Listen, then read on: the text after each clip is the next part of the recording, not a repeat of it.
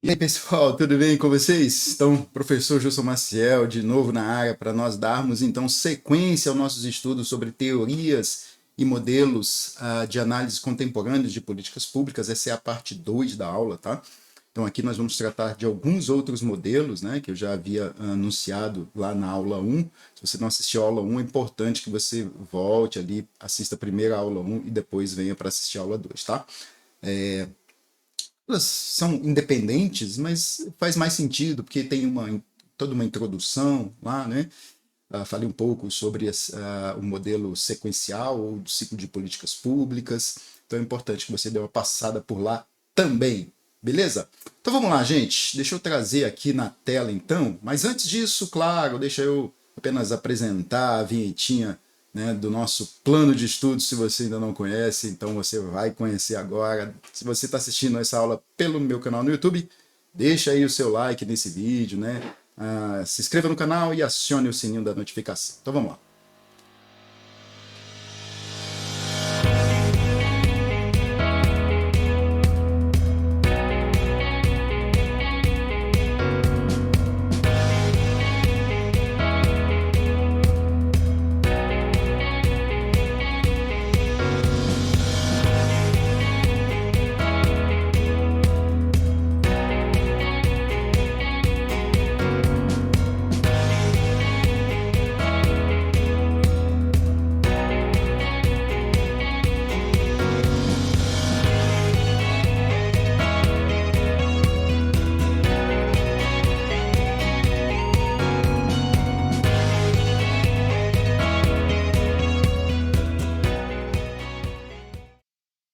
Beleza, gente, voltamos então. Então vamos dar sequência aqui? Vamos lá, olha só. Nesta aula, opa, então cadê aqui? Pronto. Nesta aula nós vamos tratar sobre o modelo do equilíbrio interrompido, tá? Vou trazer aqui os principais elementos, né? Trazer alguns recortes aqui da aula e apresentar aqui o que você precisa entender sobre este assunto. Então, vamos lá. Olha só. Então, o modelo, né, do equilíbrio interrompido, desenvolvido aí por Frank Baumgartner e Brian Jones, ele é construído com base no seguinte princípio. Muita atenção isso aqui. Os processos políticos são geralmente caracterizados por estabilidade e incrementalismo, pontuado ou interrompido, ocasionalmente por mudanças de larga escala. E a gente vai entendendo exatamente isso. Então, olha só, as políticas públicas, elas ocorrem em meio a processos políticos. Tá? Então, esse modelo do equilíbrio interrompido vai preconizar que esses processos eles são caracterizados por dois aspectos. Um é o da estabilidade e o outro é o do incrementalismo, ou seja, as políticas públicas não sofrem aqui fortes mudanças, fortes impactos, né? Disrupturas. Não, elas vão sendo incrementadas e modificadas, né? E isso vai se dando de forma pontuada, pontualmente, né? Ou de forma interrompida. Tá? Então veja só, a estabilidade, mais que as crises, caracterizam a maioria das áreas de política. Então isso é a perspectiva do modelo do equilíbrio interrompido. Tá? Preciso entender que, na maior parte, os aspectos relacionados ao cenário político, ele se constitui de estabilidade, ok? Isso segundo o modelo do equilíbrio interrompido. Mas as crises ocorrem, eles não vão negar que ocorrem as crises, que vão ocorrer em momentos específicos, tá? Então, compreender o processo político implica analisar as condições justamente dessa estabilidade e, simultaneamente, as condições de mudança. Então, muito interessante isso aqui, porque o objetivo dos autores foi o quê? Construir uma abordagem que permitisse explicar que as descontinuidades ou interrupções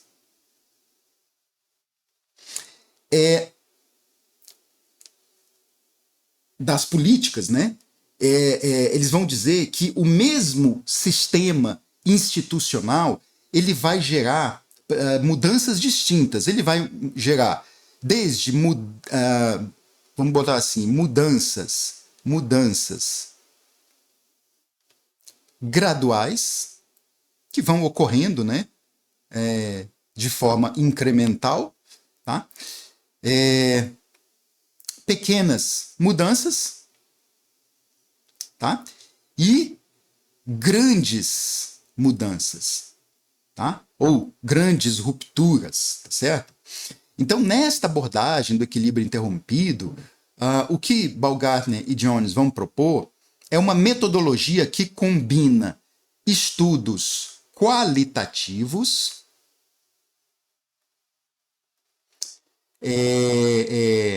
das políticas públicas, né, com estudos quantitativos, tá?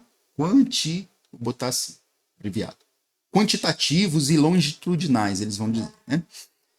E vão seguir, então, essas mudanças de políticas, né, ao longo de grandes períodos.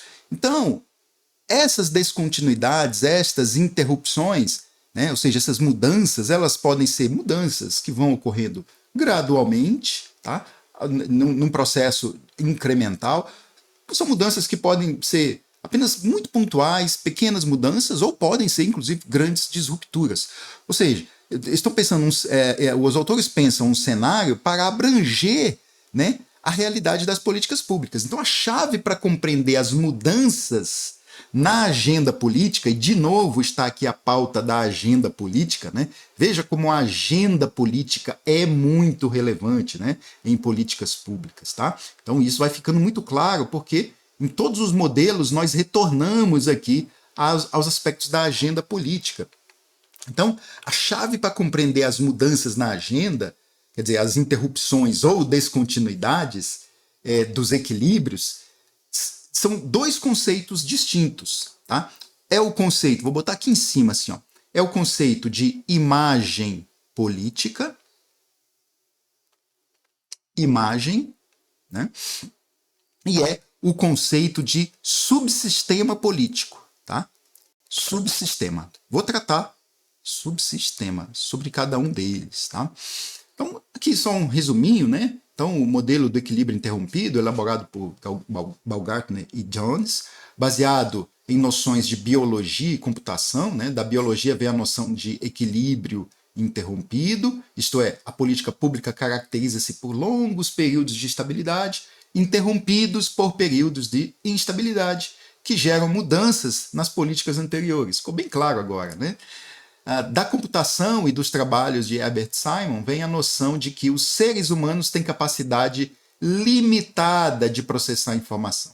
Daí as questões se processam paralelamente e não de forma serial, né? Ou seja, vai acontecer uma de cada vez, né? Então vai acontecendo paralelamente. Então, subsistemas de política pública permitem ao sistema político decisório, né, aos processos de decisão dentro de políticas públicas, processar as questões de forma paralela, tá? Concomitante, tá? Fazendo mudanças a partir de experiências de implementação e de avaliação. E somente em períodos de instabilidade ocorre uma mudança serial mais profunda. Veja, isso vem reforçando todo o nosso entendimento sobre políticas públicas, né? Como é que vão ocorrendo as mudanças, né? Elas não são mudanças que vão ocorrendo, olha, neste momento do ciclo é o momento de implementarmos mudanças. Agora, neste outro momento, é o momento de implementarmos possíveis novas mudanças. Não, as mudanças vão ocorrendo a partir das experiências de implementação e nos processos de monitoramento e avaliação, tá? E aí vão dizer que, né, nesse modelo, que só em momentos de instabilidade, né, porque na maior parte do tempo as políticas seriam estáveis, né, somente nesses momentos de instabilidade, de crises, é que ocorreria então uma mudança serial mais profunda. Muito bem, aqui a gente já tem um panorama, né, sobre o modelo do equilíbrio interrompido. Então, olha só, vamos lá então explicar, né, como, quais os conceitos de imagem política e de subsistema político. Isso é fundamental aqui na nossa compreensão. Então, o conceito de imagem política, né, trata sobre a forma como uma política é percebida, né?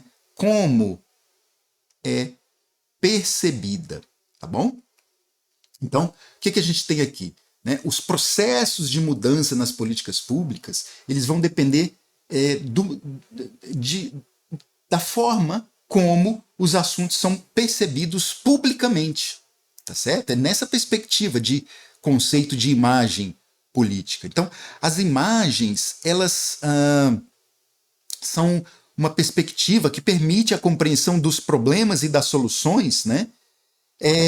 Que podem, claro, ser comunicadas às comunidades de um modo geral, ou seja, são retratos dos problemas, né? Incluindo aí as narrativas sobre as melhores causas, tá? As melhores causas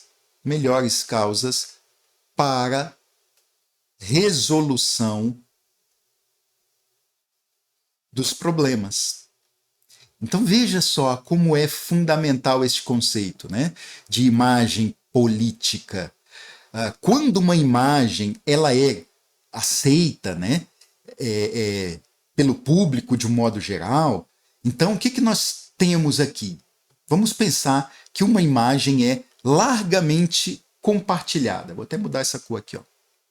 Vamos pensar uma situação que ela é largamente, é importante o largamente, né, amplamente, você pode usar também, né, largamente compartilhada. Compartilhada. Neste momento, nós temos aquilo que é chamado monopólio político, tá certo? Muito bem.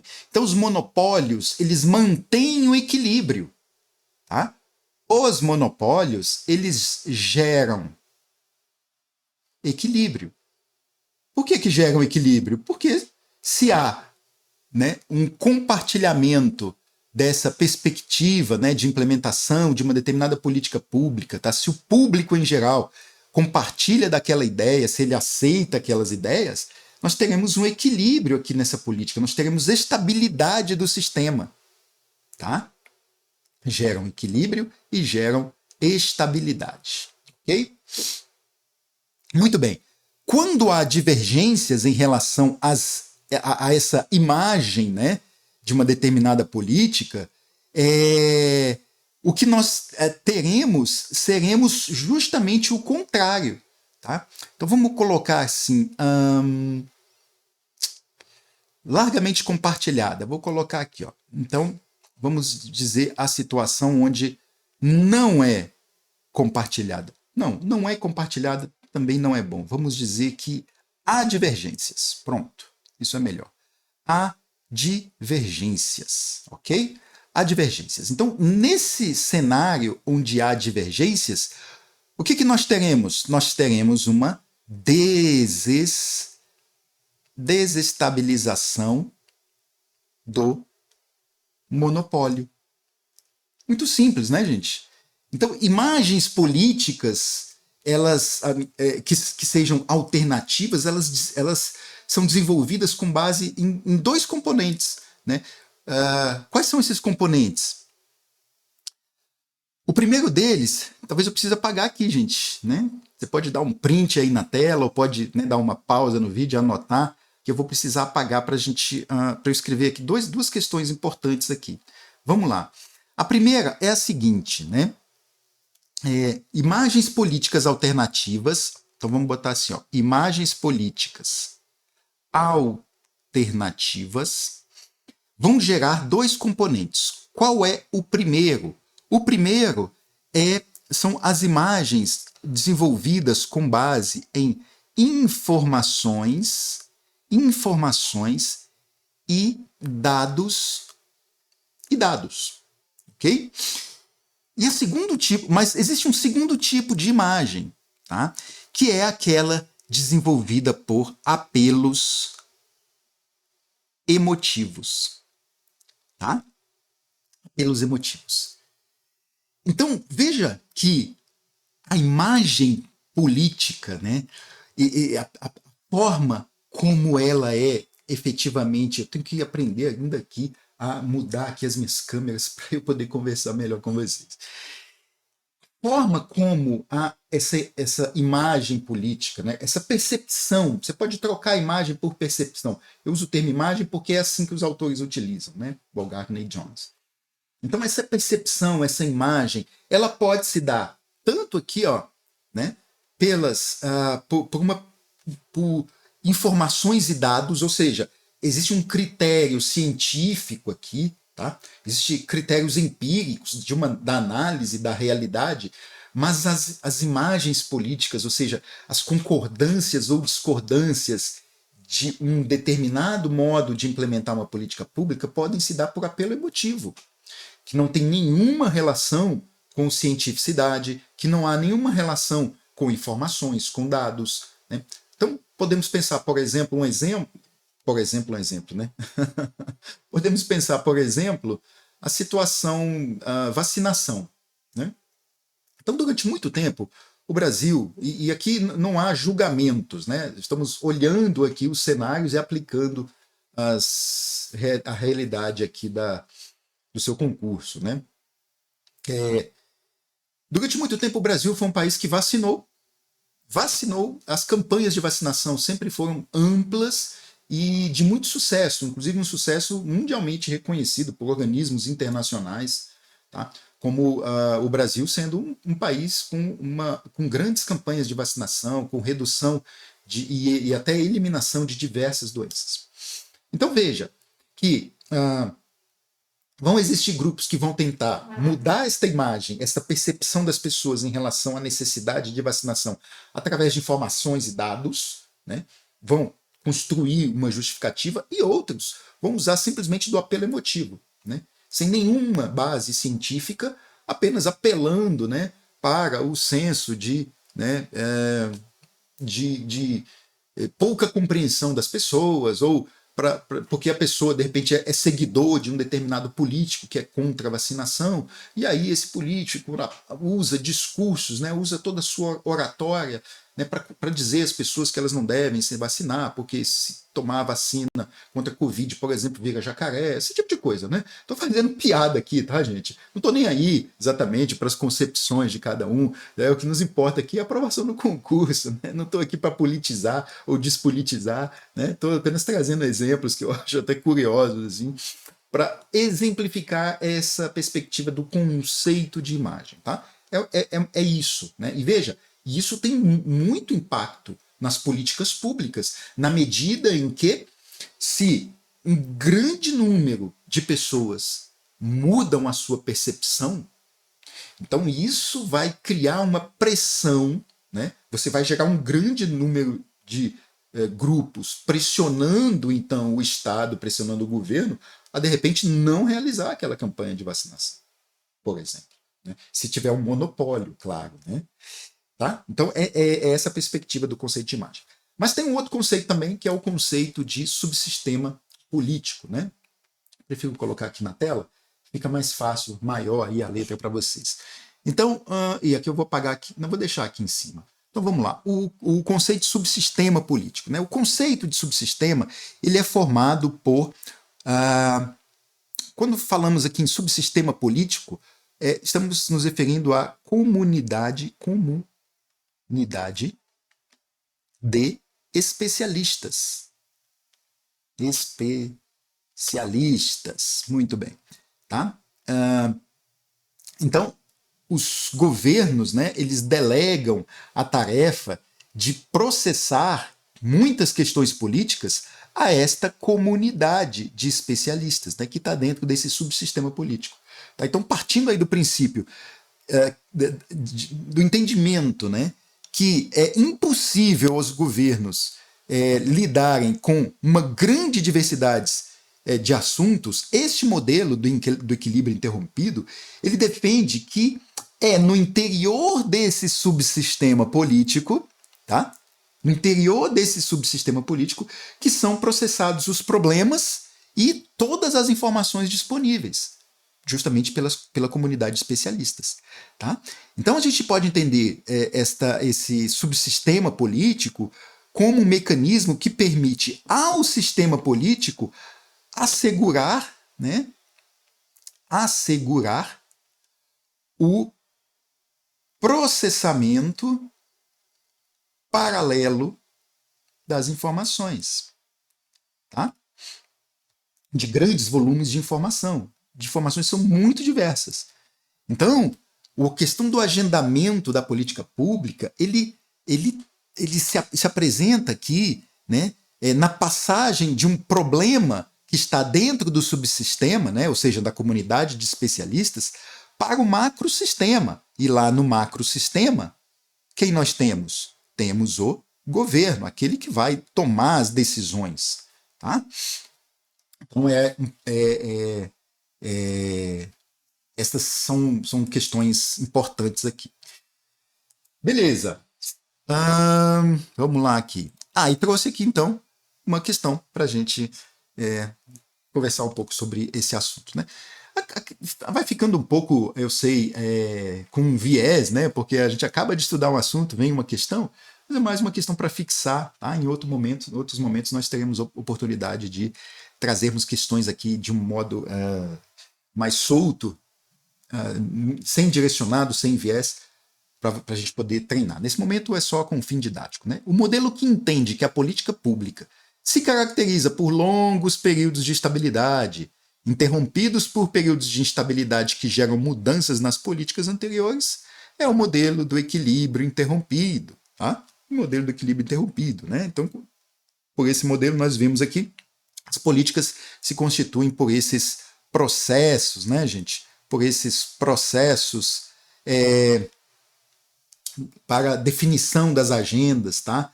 No estabelecimento de alternativas, da escolha de alternativas, na implementação de determinadas decisões. Tá? Então esse é o modelo. Né? Isso caracteriza mesmo, essa é a perspectiva do modelo. Tá? Longos períodos de estabilidade interrompidos, né? Modelo do equilíbrio interrompido, né, gente? Tranquilos aqui? Belezinha? Muito bem. Então podemos passar ao nosso outro tópico, que é o modelo chamado coalizões de defesa. Tá? Coalizões de defesa. Né? Quadro teórico das coalizões de causa ou de interesse também é a mesma coisa. Né? Advocacy Coalition Framework, ACF, são todos nomes para o mesmo modelo. Tá? Estou trazendo aqui todos eles para que você fique bem tranquilo aqui. E eu vou apresentar 2 modos de olharmos o modelo, porque entendo que assim você terá uma diversidade maior na sua preparação, vai fazer um estudo mais amplo. Então, como a gente viu lá no modelo, no primeiro, né, que estava na aula, na aula anterior, né, na primeira aula aqui sobre teorias e modelos de análise contemporânea de políticas públicas, eu falei com vocês sobre o modelo sequencial, né, ou o ciclo de políticas públicas, tá? Então, esse modelo sequencial, ele tem sido, né, ao longo de muitos anos, a base aí, onde de onde surgem aí diferentes modelos de análise de políticas públicas. Né? Então, esse modelo, o Advocacy Coalition Framework, foi proposto lá na década de 1980, tá? 1980, por Sabatier e Smith. Ele é uma das mais importantes formas aqui, alternativas, né, para a gente pensar esse processo político. Tá? Então, as políticas públicas, né, é sempre isso, é pensar o processo político. Então, o que ele propõe? Ele propõe 3 aspectos aqui muito relevantes. Né, o A, encontrar uma alternativa ao modelo heurístico das etapas que dominava no campo de estudos da política. Então, o modelo heurístico é esse modelo, né, é esse método muito simplificado, tá? Ou esse conjunto de regras que são utilizadas para entender e explicar o processo de formulação, de implementação de uma política. Né? Então, em vez de buscar uma compreensão abrangente e detalhada dos processos complexos, né, um modelo heurístico ele faz o quê? Ele busca compreender esses processos através de uma aproximação que pode ser utilizada para chegar a conclusões mais rápidas, né, para facilitar o entendimento de determinados aspectos e processos. Nesse sentido, é um modelo sequencial. Tá? Então, o modelo das coligações de causa e de interesse, né, Advocacy Coalition Framework, é uma alternativa a esse modelo heurístico, né, esse modelo mais simples, tá? Mas tem um outro objetivo, que é sintetizar os melhores contributos das abordagens top-down e bottom-up, explicativas da implementação de políticas. Quando a gente estuda o ciclo de políticas públicas, né, no momento da implementação, quando a gente estuda lá a etapa, a fase da implementação das políticas públicas, eu especifico, detalho lá os modelos top-down e bottom-up, né? Ou seja, de cima para baixo, de baixo para cima, tá? De como as políticas são pensadas, né? Então esse modelo, ele busca sintetizar, né, essas abordagens, né, sobre esse tipo de implementação. Então é muito relevante aqui. Então nesse sentido, o modelo sequencial também pensa essa perspectiva, né? Quando nós estudamos a implementação. E, por fim, incorporar informação técnica nas teorias do processo político. Tá? Muito bem. Então, nós temos aqui o modelo, gente. Nós temos aqui o modelo. Então, esse modelo, inicialmente, né? Vamos pensar aqui que nós temos, inicialmente, né, algumas perspectivas, tá, que vão sendo formadas aqui. Primeiro, os parâmetros, né, que são parâmetros relativamente estáveis. Tá aqui, ó, parâmetros relativamente estáveis, né? Então, o que a gente tem nesses parâmetros? Um sistema mais amplo, com efeito duradouro e abrangente. Tá? Então, esse modelo, né, que pensa que parâmetros mais estáveis nesse primeiro momento, é pensado aqui também como esse sistema, como um amplo sistema que tem um efeito duradouro, né? E isso é importante para a implementação de uma política pública, tá? E ele depois vem aqui se desdobrando em eventos externos, tá? Em eventos externos, ou seja, nesses eventos externos nós podemos pensar mudanças, né? Mudanças nas condições socioeconômicas, né? Change in the socioeconomic conditions, mudanças nas condições socioeconômicas, opinião pública, tá? Mudanças nas lideranças, são fatores externos, né, a esse sistema mais amplo. Tá? As decisões de políticas, né, de impactos de outros subsistemas, né, outros subsistemas impactam, então, nesse sistema amplo, tá? Porque o sistema amplo, vários subsistemas vão impactando aqui nessa formulação de políticas, né? E aí nós vamos tendo, diante deste cenário, o que nós vamos tendo? Restrições e recursos. Está aqui, ó. Restrições. Eita, a linha não está muito reta, né? Restrições e recursos. Né?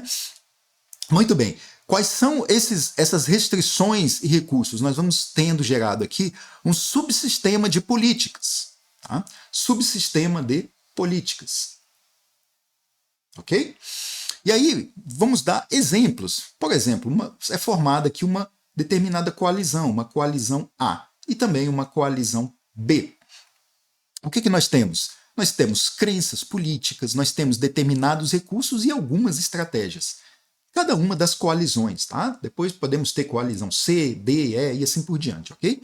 Muito bem. E aí, diante dessas coalizões, que são compostas por crenças políticas, que são compostas por recursos específicos e por estratégias para se implementar determinadas políticas públicas, né? Os decisores ou as autoridades governamentais deverão se posicionar, deverão tomar decisões, tá?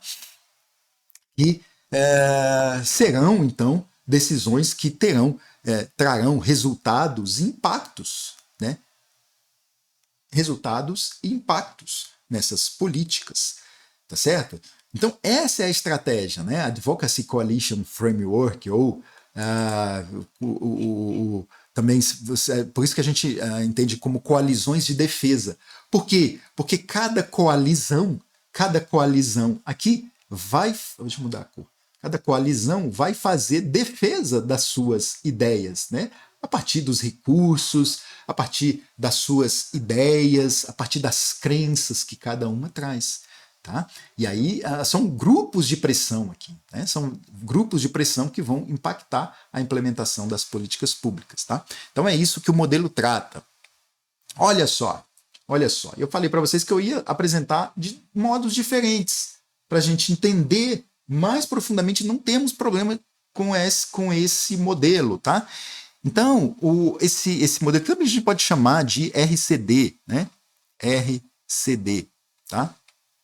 Ele se baseia em algumas premissas, tá? Que a gente encontra aí na literatura. A primeira premissa que a gente encontra é que as teorias do processo, né, e de mudanças nas políticas públicas, elas precisam observar com mais atenção o papel que é desempenhado pela informação técnica, tá? Pela informação técnica. Vou tentar escrever com uma letra menorzinha, acho que ajuda. Então aqui existe um papel muito importante, tá? Que vai repercutir na forma como as coalizões, né? Como os atores e as coalizões aqui que vão fazer as suas defesas sobre a magnitude, sobre a relevância dos problemas, tá? Sobre as suas causas, sobre os prováveis impactos, sobre as soluções diversas, tá? Então cada informação ela tem um papel, né? Cada informação técnica tem um papel aqui nas decisões, tá? Dos diversos poderes, poder executivo, legislativo, sobretudo, né? E até no poder judiciário, e também influencia o comportamento dos atores governamentais. Tá? Então o que a gente tem aqui? Um mercado crescente por análise técnica. Essas análises técnicas são fundamentais. Essa é uma das premissas fundamentais aqui do modelo. Existe uma segunda premissa. Uma segunda premissa que diz que é entender o processo de mudança em política. Tá? Como se dá os processos de mudança e o papel da informação técnica nesses processos de mudança. Tá? Então a gente pode botar assim, ó, processos de mudanças. Tá?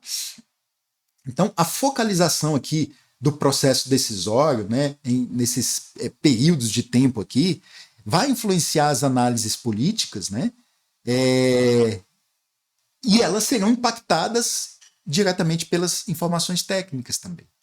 Tá? Mas existe uma terceira premissa.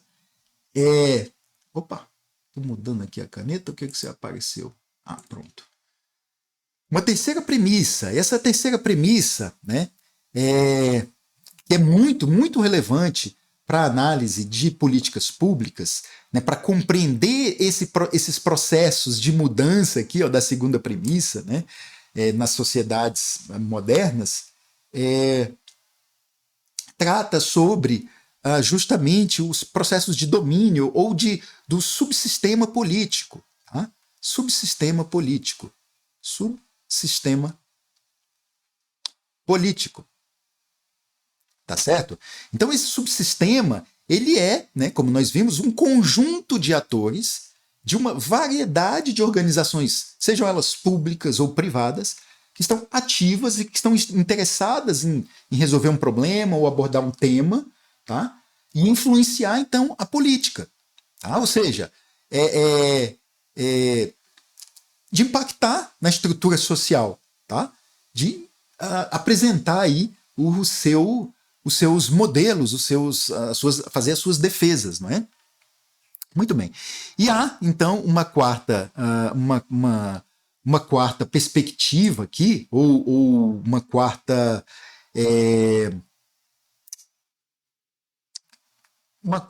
O que eu chamei isso aqui, gente? Premissa, né? Enfim, que que os programas e as políticas públicas, eles acabam, gente, de algum modo incorporando teorias implícitas sobre como atingir seus objetivos. Tá? Então a gente pode chamar isso aqui mesmo de teorias políticas. Tá? São as 4 premissas desse modelo, tá? Que são importantes e que ocorrem aqui simultaneamente. Então essas teorias, né, esses sistemas de crenças, né, eles funcionam como filtros de como esses grupos vão perceber, né, os problemas públicos e de quais serão as suas prioridades, né, que estarão impactadas pelo quê? Pelos seus valores, pelas suas percepções. Tá? pelas causas que eles julgam ser importantes, tá? Pela sua visão de mundo, tá certo? Então se trata aqui mesmo de um referencial teórico, né, que se opõe às abordagens das políticas por ciclos ou por estágios, né? E aí também isso aqui é um outro modelo de se apresentar. Então a gente tem um sistema de crenças que vai trazendo aspectos secundários, né? Então subsistemas, né? Subsistemas, diversas ideias, diversos grupos aqui, né, vão afetando a informação técnica, vão produzindo informação ao tempo que vão afetando essa informação, vão gerando aprendizado pela política pública, né? Então são as coalizões de defesa no âmbito de cada subsistema, domínio de uma política pública, né, que vão defender posições diferentes, né? E esse é o núcleo da política. E o núcleo profundo é o do sistema político. Aí não é mais o do subsistema, é o do sistema político, que vai promover choques externos e vai, então, afetar então a informação técnica, né, o aprendizado, e vai afetar a política. Tá? Então aqui nós temos um cenário bastante mais complexo, né, se vocês perceberem. Tá? Muito bem. E aí eu estou tentando aqui sair justamente desse senso comum. Só para fazer uma explicação bem rápida aqui, então, olha só, o sistema, né, o referencial teórico das coalizões de defesa, né, coalizões de defesa, e aí por que a gente chama RCD? Se encontra como ACF ou como RCD, tá? É importante você não fazer não fazer a distinção, porque é a mesma coisa, né? Tá? A ACF, a Advocacy Coalition Framework, ou a gente entende também ele como referencial de coalizões de defesa, tá? O referencial teórico de coalizões de defesa também você pode encontrar na sua prova, tá? Todas as formas aqui estão se referindo ao mesmo modelo. Então esse modelo, ele considera que as disputas políticas em torno das políticas públicas ocorrem prioritariamente no âmbito dos subsistemas, tá? Dos subsistemas da política. Então cada subsistema, ele é composto por aquele conjunto de atores que nós vimos, né? Ou seja, de uma variedade de organizações políticas, privadas, né, que estão interessadas nesses problemas. Ou seja, se trata aqui da estrutura social da política específica. Tá? Então, o subsistema de crenças em cada coalizão, ele é organizado, então, numa estrutura hierárquica tripartite, em que os níveis mais profundos e permanentes constrangem e delimitam as possibilidades de crenças mais específicas, superficiais e transitórias. Então, em cada subsistema de política atuam coalizões de defesa, que são compostas por atores de diversas posições e instituições que vão compartilhar crenças, né, sobre visões de mundo, né, modos de entender, né, a normatização, as causas, tá? E vão se dividir assim em núcleo profundo, em núcleo da política e em aspectos secundários. O núcleo profundo, aqui no núcleo profundo nós temos as crenças, né, mais de ordem ontológica, inclusive, né, que vão operar aí em todos os domínios, né, de uma política. Tá? Aqui nós temos, por exemplo, orientação política. Tá? Quando se diz, por exemplo, né, que um determinado grupo é de esquerda, ou quando um determinado grupo é de direita. Tá? É o núcleo profundo. O núcleo da política, por outro lado, ele compreende os normativos mais básicos, as percepções causais que abrangem todo o subsistema, né, da política. Então aqui, por exemplo, que vão ser definidas quais serão as prioridades, tá? Porque isso vai impactar as agendas, né? Quais são as prioridades de valores, né? Quais são os diagnósticos, tá? Os diagnósticos. Quais serão as estratégias para alcançar determinados valores desta coalizão, né? Tá? Então esse aqui é um aspecto fundamental aqui das coalizões. E os aspectos secundários, gente? Os aspectos secundários, então, são as percepções sobre uma importância relativa dos valores causais. São as preferências políticas, né? preferências políticas. É bem teórico isso, né?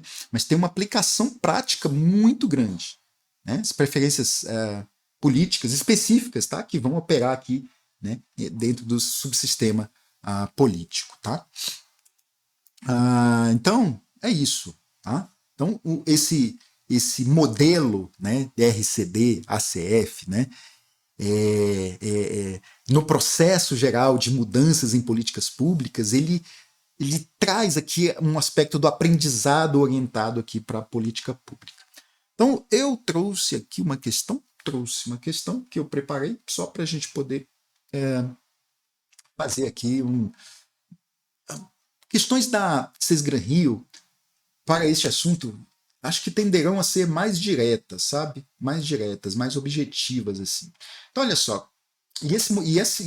Essa questão está inédita, mas ela é, na verdade, uma reformulação de algumas questões com tópicos parecidos que caíram na prova do IPEA.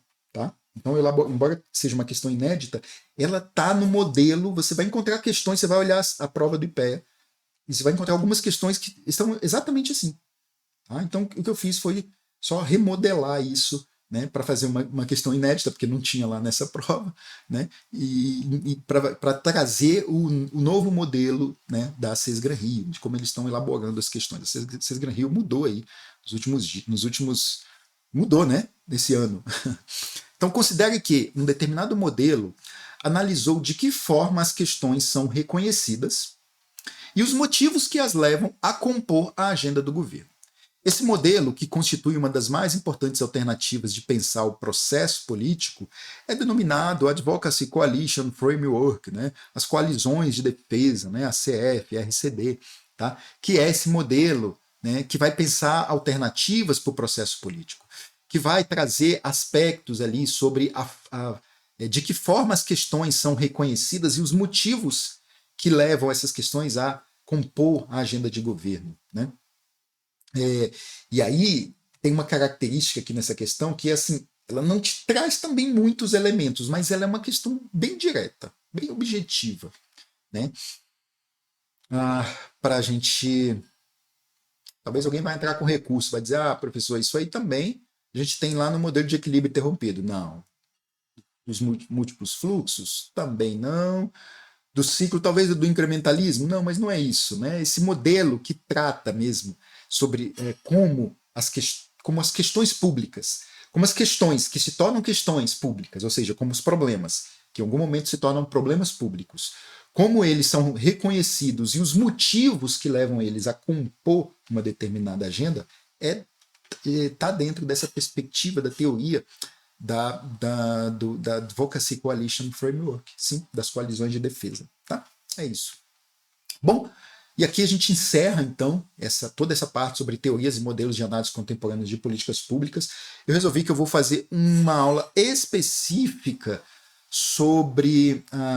deixa eu mudar aqui. Sobre redes de políticas, mas eu vou fazer uma aula específica sobre isso, tá? E aí, na sequência, depois eu trago uma bateria de questões misturadas, para a gente não ter essa forma de fazer questões muito enviesada, né? Para a gente poder fazer um treinamento aqui também. Isso vai ficar para a próxima aula, tá? Mas aqui nós encerramos esse conjunto, esse pacote aqui esse bloco, né, de aulas aqui sobre teorias e modelos de análise contemporâneas. Acho que a tua convicção de que está aqui é suficiente para você ir lá na sua prova e acertar as questões mais difíceis que aparecerem sobre o assunto, tá bom? Bem, então, muito obrigado pela companhia. A gente se encontra, então, na próxima aula. Forte abraço e até mais. Valeu!